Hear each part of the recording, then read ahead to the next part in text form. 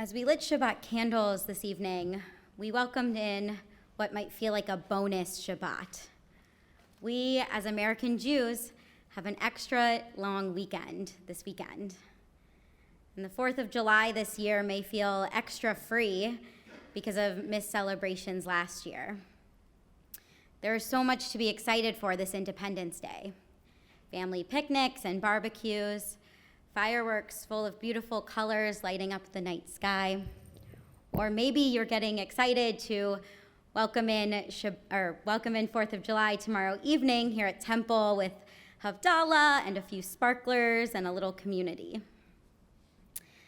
This weekend, when we come together as a nation to celebrate, we do so as unique individuals, each with our own understanding of what it means to be an American, each with our own views on how we can make this country a better place. And when we think about the meaning of the 4th of July, this space of worship, our spiritual home, we do so with the knowledge of our sacred tradition, not just the teachings from our Torah or our ancient rabbis, but a rich legacy of American ancestors who have taught and inspired us to be the best Jews and the best Americans that we can be. This evening, I want to share with you all words from one of our American Jewish ancestors. In late June of 1919, Rabbi Abraham Kronbach offered a sermon entitled 4th of July this year. He preached the following words from the pulpit of this very community.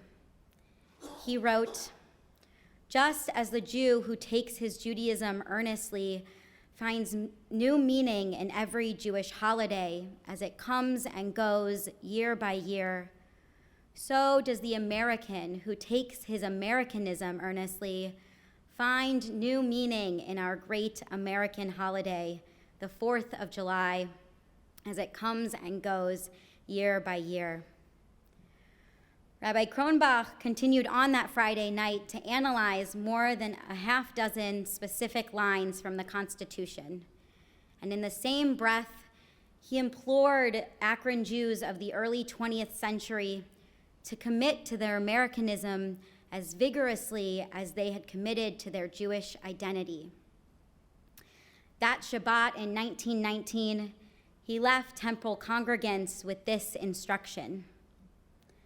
4th of July should be the summons of every American back to the Constitution and back to the spirit of freedom, which America has often observed and always professed.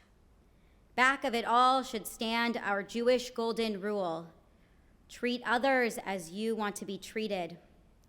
You would have freedom, give unto others freedom. You would have justice, accord justice unto others.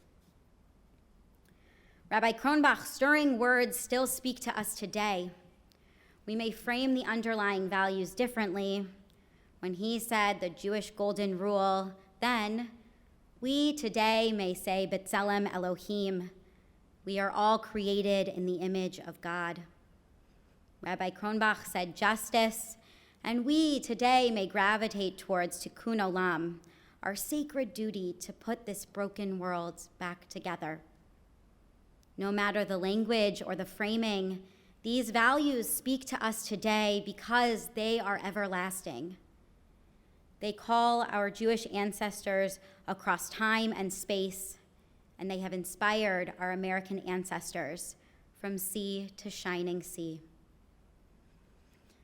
From time to time, in the hallways of the college in Cincinnati or around Shabbat dinner tables, one question my classmates and I seem to find our way back to is Jewish American or American Jew? The question in and of itself is an incredible luxury. Jews of the not-so-recent past and communities across the world have had no debate at all. They've had no national identity. But I ask you all this evening, with 4th of July right around the corner, which is it? Jewish American or American Jew? Which identity do you place the emphasis on? The question usually sparks stimulating conversation, and it never lands on a real answer.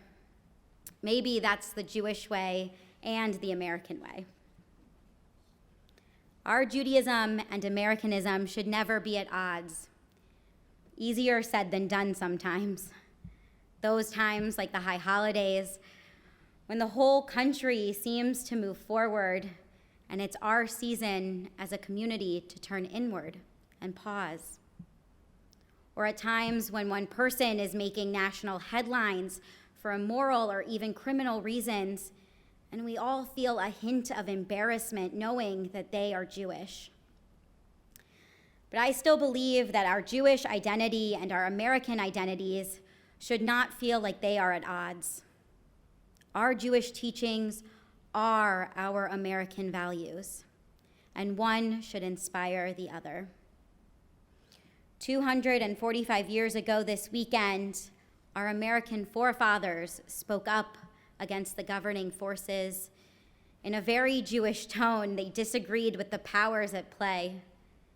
They called to mind our sacred image of standing on the shores and gazing at freedom.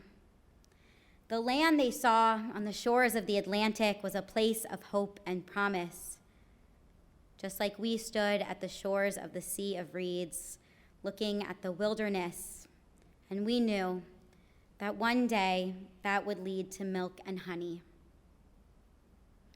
This week, Pinchas, our Torah portion, prepares us for entrance into that special land by discussing issues of legacy.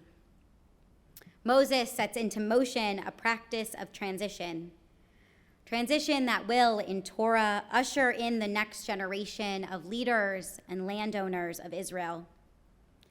God tells Moses that Joshua is to be Israel's next leader.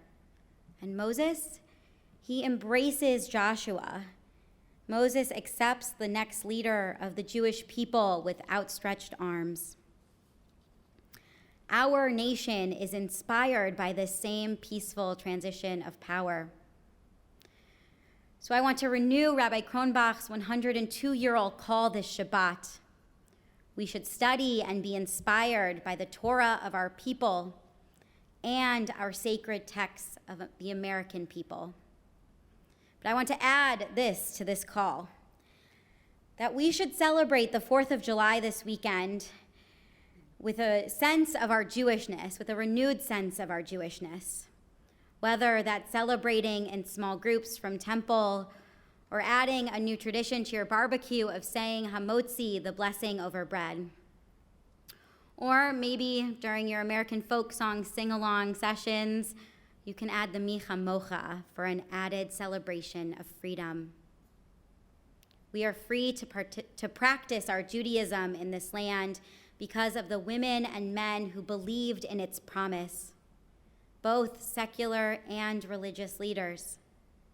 May they continue to inspire us and our work for a better, more vibrant American Jewish community.